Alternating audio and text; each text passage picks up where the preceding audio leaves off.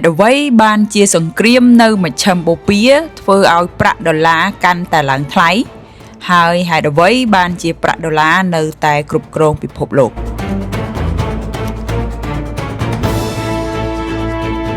ប៉ុន្មានខែកន្លងមកនេះយើងបានឃើញព័ត៌មានអំពីសង្គ្រាមរវាងអ៊ីស្រាអែលអ៊ីរ៉ង់ក៏ដូចជាការគំរាមបិទច្រកហូម៉ូសដែលជាផ្លូវដឹកជញ្ជូនប្រេងដ៏សំខាន់មួយរបស់ពិភពលោកយើងប្រហែលជាគិតថាសង្គ្រាមនៅមជ្ឈិមបូព៌ាតើវាតាក់ទងអ្វីជាមួយនឹងប្រាក់ដុល្លារអាមេរិកឬអ្នកខ្លះក៏គិតថាហេតុអ្វីបានជាពេលមានសង្គ្រាមគេនិយាយថាប្រាក់ដុល្លារឡើងថ្លៃ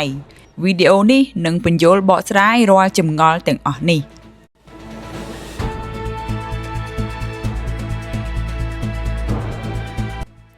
ចំណុចទី1ពិភពលោកទុកចិត្តលើប្រាក់ដុល្លារ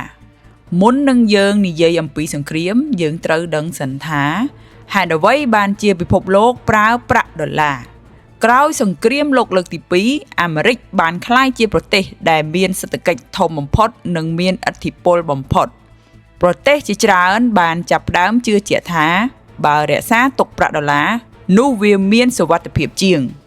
ដូច្នេះធនាគារកណ្ដាលនៅជុំវិញពិភពលោកក៏ចាប់ផ្ដើមរក្សាទុកប្រាក់ដុល្លារជាទុនបម្រុងដែរហើយមិនត្រឹមតែប៉ុណ្ណោះ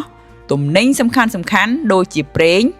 មាសឧស្ម័នធម្មជាតិសុទ្ធតែត្រូវទិញលក់ជាប្រាក់ដុល្លារផងដែរនេះមានន័យថាមិនថាកម្ពុជាទិញប្រេងពីអារ៉ាប៊ីសាអូឌីតឬជប៉ុនទិញប្រេងពីកាតាឬកូរ៉េទិញប្រេងពីអារ៉ាប់រួមពួកគេសុទ្ធតែត្រូវការប្រាក់ដុល្លារប្រាក់ដុល្លារបានក្លាយជាភាសារួមនៃពាណិជ្ជកម្មពិភពលោក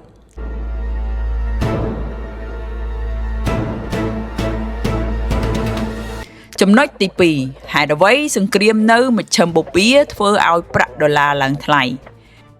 នេះគឺជាចំណុចសំខាន់មួយបច្ចុប្បន្ននេះសង្គ្រាមរវាងអ៊ីស្រាអែលនិងអ៊ីរ៉ង់ក៏កាន់តែធ្ងន់ធ្ងរទៅ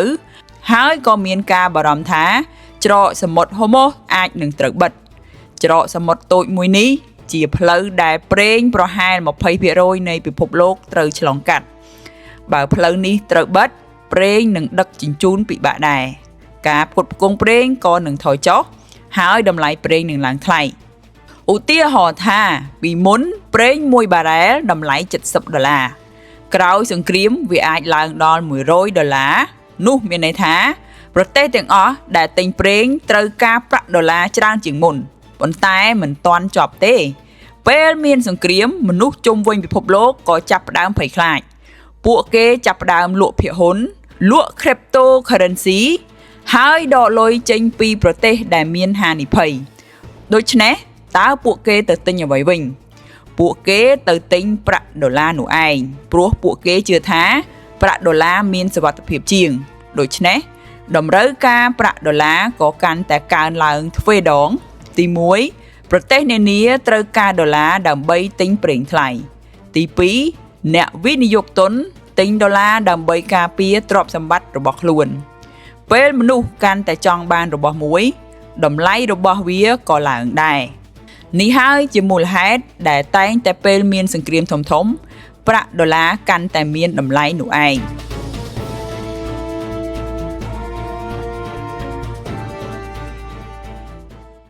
ចំណុចទី3តើប្រាក់ដុល្លារអាចបាត់បង់ឥទ្ធិពលទេ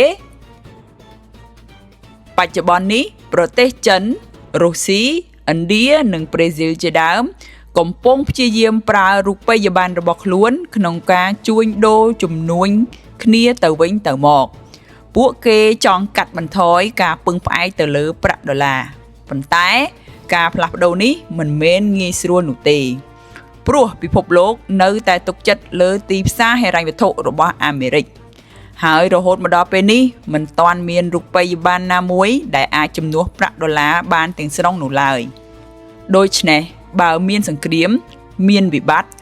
ឬមានការប្រកួតប្រជែងពីប្រទេសផ្សេងៗប្រាក់ដុល្លារនៅតែជារូបិយប័ណ្ណដែលមានឥទ្ធិពលបំផុតនៅលើពិភពលោក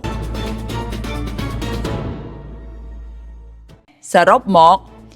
ពិភពលោកប្រើប្រាស់ប្រាក់ដុល្លារព្រោះវាត្រូវបានគេទុកចិត្តនិងប្រើប្រាស់សម្រាប់ទិញលក់ទំនិញសំខាន់ៗជាពិសេសប្រេងនោះឯង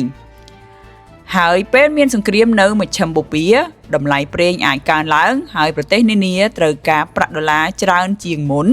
ខណៈអ្នកវិនិយោគក៏នាំគ្នាទិញលុយដុល្លារដែលជាទ្រព្យសម្បត្តិដែលមានសុវត្ថិភាពនោះដែរលើសពីនេះទៅទៀត